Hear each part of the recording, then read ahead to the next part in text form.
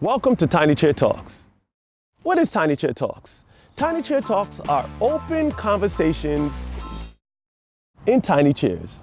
Conversations and discussions and topics that normally people don't want to talk about. But guess what? We do. During season 2, my co-host Courtney and I will be talking about various different things from our personal perspectives in society, spirituality, and the Seventh-day Adventist Church. Totally unscripted, honest, and transparent. Things that you, the viewers, have also said that you guys want to hear. We welcome your input. So without further ado, let's get comfortable.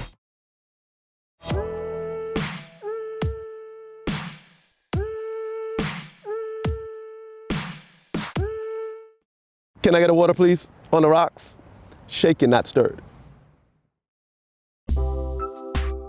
Hey guys, welcome back. Season 2, Tiny Chair Talks. We are still here. Guys, I have so many things to share with you. Do you see anything different? Yes, you guys guessed it. We have a new addition to the team. Courtney, tell your people hi. Hello, hello. Courtney will be joining us for season 2 and hopefully 3, 4, 5, 6, and the rest of the time that we're here. What are we going to be doing different this season? Tell everybody. Yes, so we're going to be having a conversation based on topics that you have asked about. And we're going to be doing the this and that, kind of the different perspectives and sides, not as an argument, but just as a good conversation to get a good picture on each of these topics. I love it. Various different perspectives of the same topic. You know? Absolutely. I like it. Good stuff.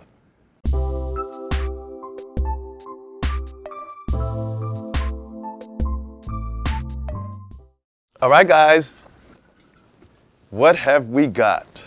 We have the submission. I get the modesty thing and the need for being modest, but sometimes people like to make prescribed rules that to me go too far, like skirt length or other things. And then there's this whole issue on how I dress affects men. Can you guys talk about that? Ouch. Did you pick this on purpose? No. Are we going to start like this? All right. Wow, that's a good one, especially that last point of how dress affects men. Because, you know, a lot of the young people in my church, the young women, they say that that's an issue for them because their style of clothing that they're making now, their dresses are short. So it's really hard for them to navigate through the whole style of the era and have long dresses. What would you say about that? Right. Well, I think it's so complicated is you know, trends and context. How much is contextual and how much is really hard line? This is modesty, this is not. So with the this and that, let's talk about the this side. Are women, in your opinion, responsible for how men react by way of their dress? Responsible for them, no. A person's can only be in charge of themselves and accountable to themselves. However, would we want to attempt to be a stumbling block to others? So I don't think it's a, you know, okay, you're a woman, you need to dress like this because you could, you know, because this person might do something or think something.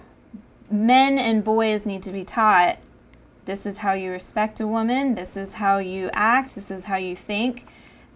But we don't want to push the boundaries and test them. Right. Especially young men that it's kind of biological that they're having to deal with this kind of thing. Because we are more visual and we are more physical. Absolutely. So I absolutely agree with you 100%. Now to that side of it, what I would say, similar to where you are and going a little deeper, from a man's perspective, I also feel, tell me what your thoughts are, that when a woman does dress super revealing and I'm in church, a place of worship, even though I should have my eyes fixed on God, we are still human.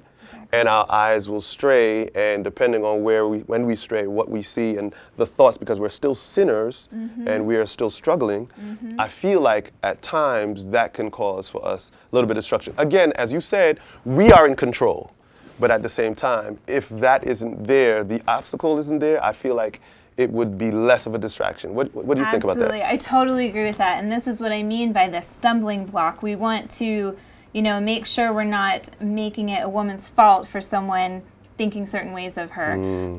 But we should be teaching our girls and our women that, you know, let's not be let's try to help our friends. You know, we all have different things that are struggles for us, and so men typically would struggle with that. So let's not, you know, test them and make them try to be a certain way. Let's all help each other with our own struggles and really, you know, be a team on that. Not one or the other having to do this and that, but like kind of, you know, see where we're coming from. That is amazing. Now, I know this wasn't part of the question, and we're going to move on after this, but how does one who is a man relay that style of dress or to a woman or that particular woman that it's a little, you know, it's causing me a little discomfort? How do we do that without looking like a predator, without looking like we're stalking or we're super focused on them? We're just making it so uncomfortable. Right. How do we begin that conversation? Should I go to my wife and say, hey, babe, can you talk to her? Or will that make my wife upset that I'm even looking at her the first time? Like, help me out. Help my brother out. Dynamic. Yeah, right? Wow, okay, so I don't know. I would say, well, I think my answer to like every question ever is pray about it and try to look for biblical, you know, examples. I mean, and in Matthew, you know, go to someone. I mean, it might not even be like a real conflict or argument or something someone's doing wrong, but going to the source instead of talking to others is, I feel like, usually the best thing. But how do you do that without coming across offensive? That's a tough one, right? That's Part 2, the modesty, guys. We may have to address that. So what else does it say on the card? Is there anything else? So this last one was skirt length was one of the examples. So how do we, the nitty gritty, so what's the defining line of modesty? So back in the days, inches, you know, I was just about to, right? Yeah. Because I went to a private school and they had this thing where I think you had to have your arms out, and if it was past your fingertips or something like that, it was good. If it was above, it was. So I mean, do we have a measure, an invisible measure of what's good, what's not?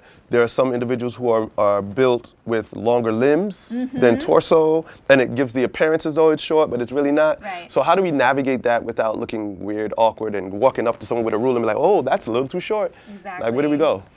You know, that's a tricky one. And I think the most important thing that we can do when trying to come up, I mean, things are going to be different for everyone.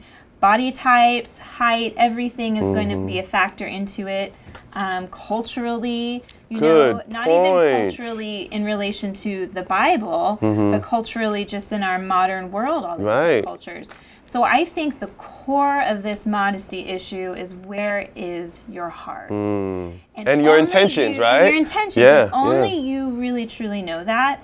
And so we have to be careful and maybe even err on the side of caution sometimes, not because we need to be strict and we need to be in the Stone Ages and we need to, you know, do this and this and this rigidly, but because we genuinely care and love for each other and want to support each other and to make sure we're also respecting ourselves. And so my personal rule is, if I have to think twice about it, let's not. Just be safe. Yep. Even if that's too much, just be safe. It's not going to do anyone harm. I like it. And I know that we didn't allude to it on the card, but modesty goes further than just dress. Absolutely. You know, finances, I mean, relationships, friendships, and Yeah. your boundary setting.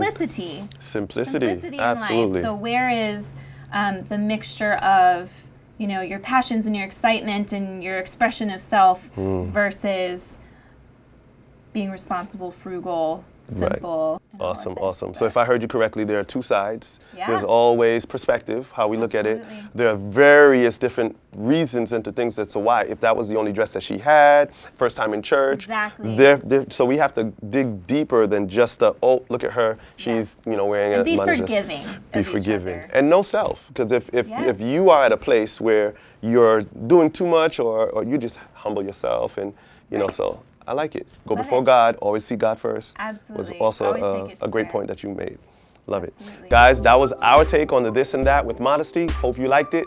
Comment here, there, where, I don't know where you can comment. Just say something. Let us know how it went, right? Let us know if you have any additional points to make, and we appreciate it. Please keep those questions, concerns, comments coming. Until the next episode, see you later. Bye.